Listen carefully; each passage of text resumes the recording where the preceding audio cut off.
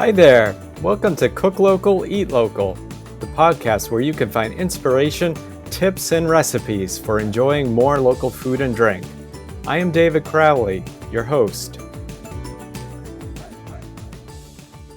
In today's episode, we'll be chatting with Will Caines, the founder and owner of Wicked Bess Shrubs. These are all natural, handcrafted cocktail mixers made with blends of fruit, vinegar, and sugar that allow the most inexperienced home bartender to make delicious, high-quality, balanced, and refreshing cocktails and mocktails for their friends and family at home with the greatest of ease.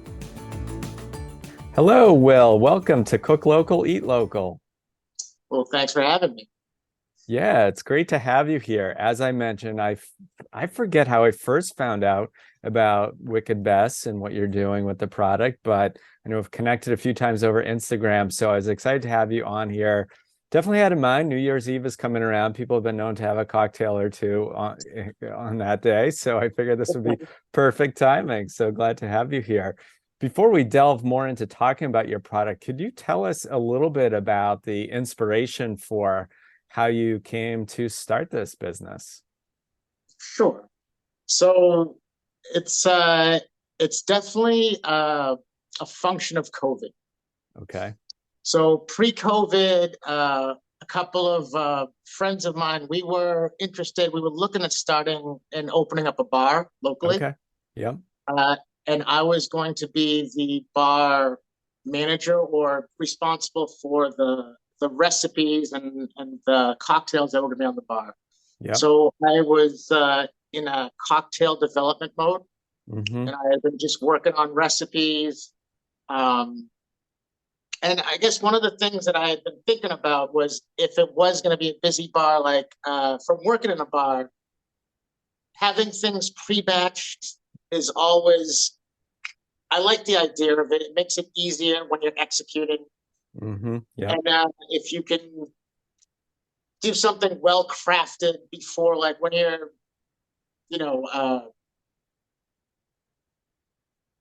making drinks and having things done beforehand, Yeah. always kind of speeds up the process. So the idea of a shrub, I've always been fascinated since I first came across the idea of a shrub, just because, well, the first thing, if I take a step back, Yeah. a Go ahead. shrub it's a mix of fruit, vinegar, and sugar.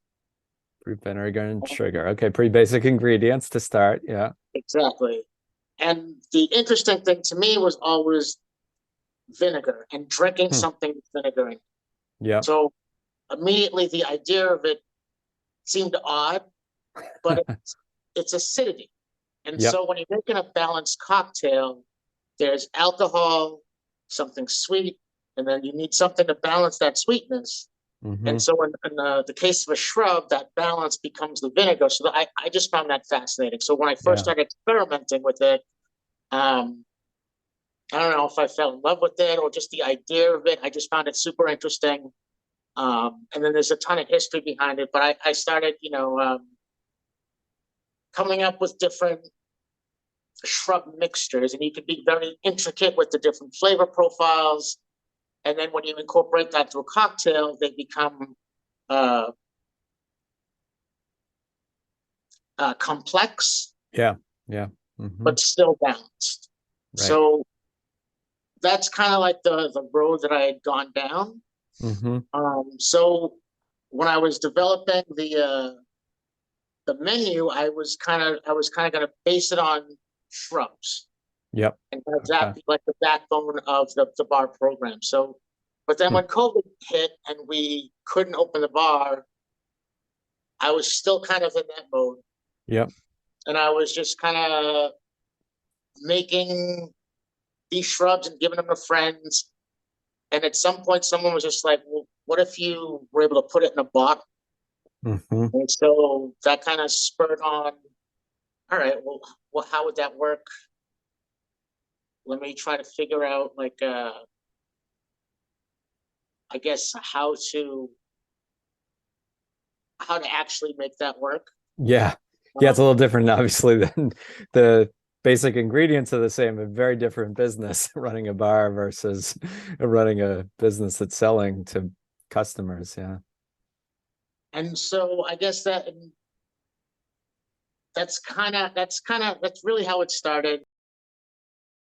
As a kid, having my parents bring me to Walden's Pond, and we would go like little picnics, and we would have like fruit, and you would dip it in something spicy.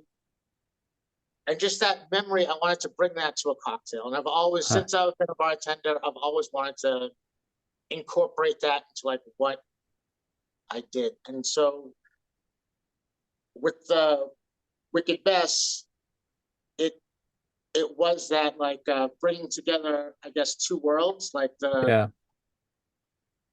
New England and the Caribbean. Cool. Nice. Yeah, and you get that spicy and sweet element, and the flavors are very creative. As I mentioned, we've definitely been become customers. I think our favorite might be that grapefruit lime ginger, but you look at the flavors. I have to say, it was my wife. I think now that it's coming back to me, she found out, or she heard about your business somehow. So I went, I think it might have been for Mother's Day or some to track some down, and I was like, looking at the flavors, they're like, huh, these are a little different. But then we started trying them. We're like, wow, it's a wicked good, I guess, to use the wicked part of the name. So it's very creative. Did you have to do a lot of experimenting to come up with those flavor combinations that are now in your bottles? So there definitely was a lot of trial and error. But one of my mentors, like when I first was a bartender, this woman, Alexis, she sent me to this program in Boston. There's like a bartending, um, I don't know, conference, we'll call it. Yep. And at the conference, I took some classes, and one of the classes was from the Avery, and they were just talking about how they blended and how they came up with their flavor profile. Yep. And they recommended this called the Flavor Bible, Yep. and Oh, the okay. Flavor Bible kind of had I'm sorry. Oh, okay. Yeah. So there's a resource. Yep. Yeah. And so, and as a bartender, I guess just making cocktails for people, you develop a sense for what people like what Yep. sounds good. Mm-hmm. Um, and I wanted the flavors to be versatile. And I don't know, like, so the pale lime ginger was one of the first ones, and it's kind of like a Moscow Mule, Oh, okay. but a Yep. Moscow Mule can also be a tequila mule or a Kentucky mule. You can use it with different spirits and Yep. still come up Okay. with like a well-balanced cocktail. Yep. So that idea, I just kind of tried to think of as many other combinations that would work in that exact same way. Okay. All right. That makes So sense. all the flavors, I try to make them work with different spirits and still come up with something that works and tastes good. So we are having this conversation, and it's almost New Year's Eve, and that's of course a big day for cocktails. So I would love to hear some of your ideas about how the Wicked Bess shrubs could be deployed for some tasty cocktails this holiday weekend. Of course, I'm sure they'd work other weekends too, but let's hear your New Year's Eve ideas. So I guess when I think of New Year's, I think of celebrating with a little bit of Prosecco or Mhm. champagne. Sure. So my ideas for cocktails for a New Year's cocktail would incorporate some champagne or Prosecco, and two of my favorites to use the shrubs would be a couple spritzes. Hmm. So one would be like a classic Aperol spritz, but I'm going to upgrade it a little bit by Mm. adding. So Aperol spritz, typically it's going to be 2 ounces of Prosecco. It's going to be 1 ounce of Aperol. I'm going to add an ounce of that blackberry orange mango shrub. And Hmm. then you can top that off with a little bit of soda water. That's going to be over ice. Put a little orange slice in there, and that's going to be a delicious cocktail. Cool. And then the other one that I like to do is like a grapefruit elderflower spritz. Mm, So for that one, we'll take an ounce of that grapefruit, cinnamon, lime, ginger shrub. hmm. We'll add just a half ounce of Saint Germain liqueur, and then we'll go ahead and do the 2 ounces of Prosecco and then another 2 ounces of soda water. Now, and also in both those cocktails, in the Aperol Spritz, sometimes I'll add just like an ounce of vodka Oh, to okay. take that up another notch. Hmm. And the same thing with that grapefruit elderflower Spritz. I'll add an ounce of gin to that one, and that takes that up another level. But Oh, that sounds great. And it's a good time to get to some special drinks and stuff like that. One follow-up question, does it matter? Is Prosecco fine? I mean, that's a little cheaper than buying actual champagne. Is that just works just as well, I'm I think guessing? Prosecco, I generally prefer the Prosecco. It's typically going to be drier. Right. Um, and I don't know. I find that I like that because some of the other ingredients have a little bit of sweetness to them. So the more drier that champagne component or Prosecco component, I think the better for the overall balance of the cocktail. Cool. That sounds great. And I know you come at it with your bartending background with some great ideas on how to make those flavors balance. And so I can see how that's incorporated.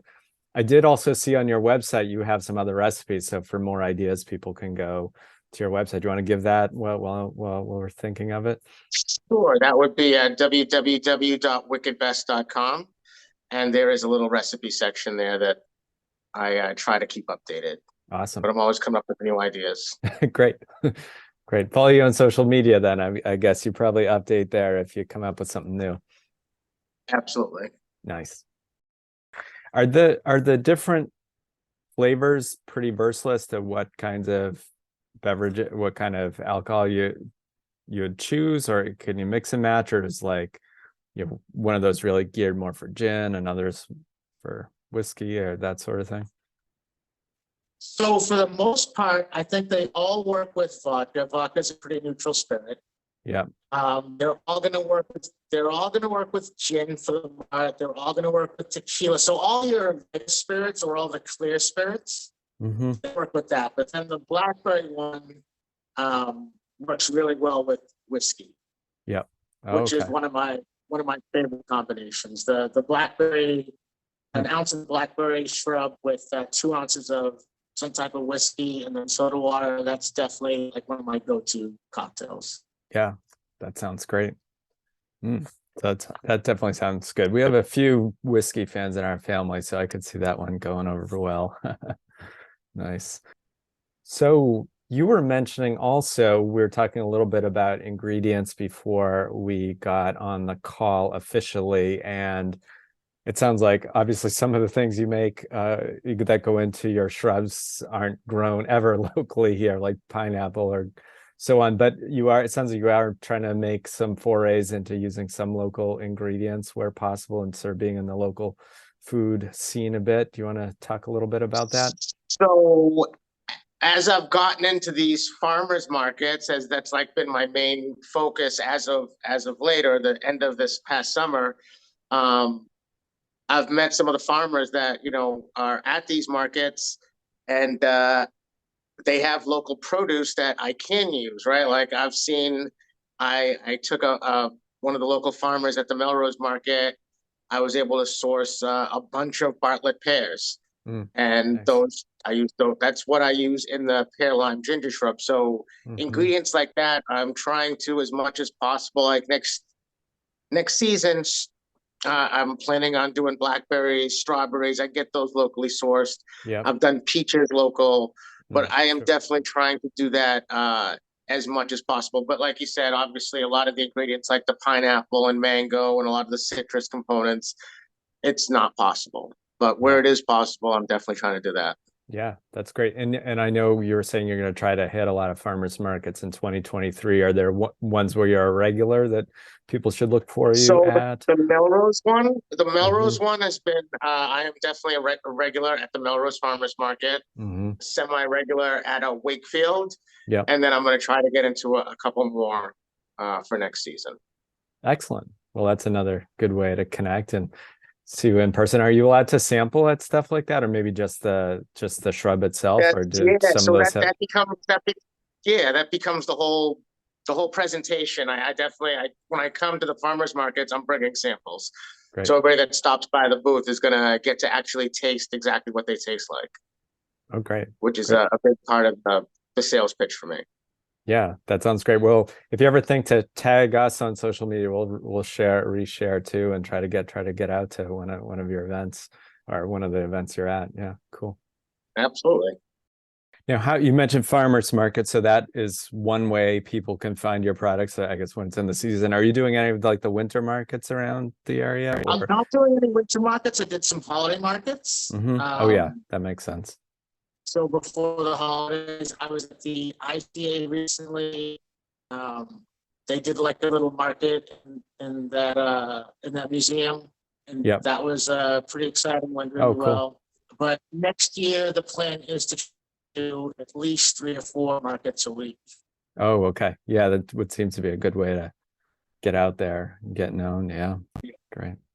Do you, and so how else can people find, if you want to break down, I know I've picked up your product at Beacon Hill Wine and Spirits in Melrose. So I know that's one location that carries it, but you want to round out how people can track down some of your Wicked Bess? That's one of my, actually just this morning dropped off a restock to Beacon Hill Wine. Oh, good. But the only other place, so the friend that I was originally going to open a bar with, he ended up opening up a restaurant in Arlington, and he's carrying my product there right now.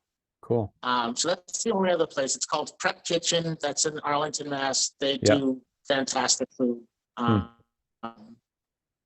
shrubs there at Beacon Hill Wine, and then really it's just online. www.wickedbess.com. And then I hope to get out at those markets next season. Yeah. And are you able to ship anywhere? Are there limitations based on? So continental US. Oh, okay. I have no problem shipping. I have the gift boxes that have like the 4 shrubs. That's one of the more popular options that people seem to enjoy. Probably use them as gifts a lot. But yeah, I'll ship them anywhere in the country. Not a problem. Well, that sounds great. So yeah, as you know, this podcast, we try to get hopefully a decent following from here in the New England area, but I definitely, when I see, people are tuning in from all over, we do get some other countries, but I think, you probably cover most listeners, I guess, being able to ship in the continental US. So that is great. Well, so what are there, you mentioned some of your favorite from New Year's. Are there any other favorites that you'd like to highlight before we close, or any others you want to? I think the pineapple lime mandarin habanero is definitely one of my favorites also. Again, it definitely has the highest level of spice out of all the flavors that I have. And that's probably the one that reminds me most of kind of my upbringing. There was a snack that people in my family would make called chow. Okay. Which basically chop up either mango or you chop up pineapple, and you're gonna mix that with a little bit of cilantro, a little bit of salt, and then pepper sauce, and you kind of like shake it up, and that just becomes like a snack. So this pineapple lime mandarin shrub kind of brings that into a cocktail form as far as I'm concerned. And that with rum or tequila is definitely one of my favorites. Ooh, that sounds very good. Well, you can shake it with a little bit of cilantro, or you can top it with some ginger beer. Both those options make it even more delicious. Oh yeah. Well, that sounds great, and it's been great learning more. But now I have a little more of the background about the Wicked Bess product line and some new ideas for mixing up some tasty cocktails, which, as I said, is timely. So we will be sure to link to your website and from ours so that people can check it out, and if they're so inclined, place an order. I guess I'm promoting it for New Year's. Is it possible for like people to do shipping so they could actually get it, or? But I actually, in the Boston area, I deliver them by hand, and I would drop them off at the houses. I was doing that for the last Christmas and holidays. Oh, right. Did a Okay. lot of those. So if Perfect. anybody, if they're in the place order the next couple of days, I'll be able to, I would probably get them there. Great. All right. by So Saturday. it's a possibility. Great. Will, this has been so much fun. It's been great having you on and learning more about Wicked Bess. And now I have some new insights into the product and some new ideas for making up some tasty cocktails for the holidays ahead. Well, thanks for having me, David. I really appreciate it. Thanks for tuning in to this episode of Cook Local, Eat Local. To get the show notes with links for recipes and resources we covered today, go to cooklocaleatlocal.com to get the podcast landing page. And please be sure to subscribe to Cook Local, Eat Local wherever you get your podcasts. Make it a great day with some tasty local food on your plate.